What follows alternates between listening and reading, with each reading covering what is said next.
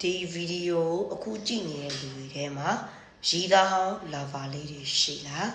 ရည်သားဟောင်းလာဗာလေးရှိရင်ဆိုလို့ရှိရင်ဒီဗီဒီယိုပြီးအောင်ကြည့်ရမယ်ကိုကတုတ်ကြသမီးလည်းဖြစ်တယ်ကိုယ့်ရဲ့ရည်သားဟောင်းလည်းစိတ်ထဲမှာရှိနေသေးတယ်ဆိုလို့ရှိရင်တော့တေးကြတယ်ဒီ9လပိုင်းတွင်းမှာကိုယ့်ရဲ့ရည်သားဟောင်းတင်းရဲ့ရည်သားဟောင်းမကြခင်မှာကိုယ့်စီကိုဆက်တွယ်မယ်ကိုယ့်စီကိုပြန်ပြီးတော့စာပို့မယ်ဒါမှမဟုတ်လို့ရှိရင်အပြင်မှာအမှတ်မထည့်ပဲနဲ့တွေ့ဆုံမှုကနေပြီးတော့ပြန်ပြီးစကားပြောဖြစ်မယ်ပြန်ပြီးတော့သူရဲ့ကိုယ်ရဲ့ဂျာထဲမှာရှိရပတ်သက်ဆက်နွယ်မှုက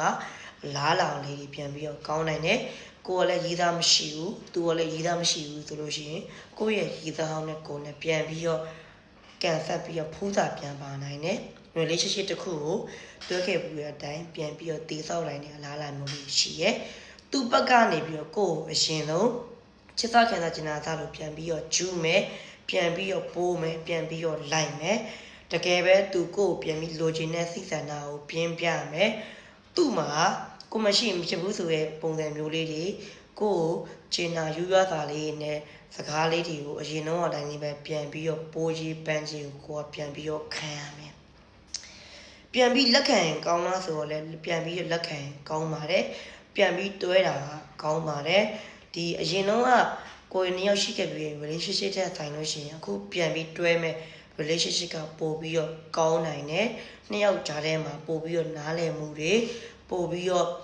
ဂရိတဆိုင်နဲ့ရှေ့သက်သွားမယ်ဆိုလို့ရှိရင် G5 ရဲ့သမုတ်တရားနဲ့ချီရဲ့ຫນွယ်တွေကတချင်းစာတိုင်းနဲ့အတိုင်းပဲ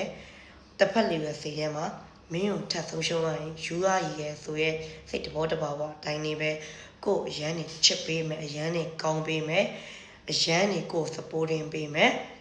ကိုနဲ့သူနဲ့ကြားထဲမှာနားလည်မှုပြေဝလေးရရှိပြီးတော့ကိုလိုချင်တဲ့အချစ်ခံရပါပြီဆိုတဲ့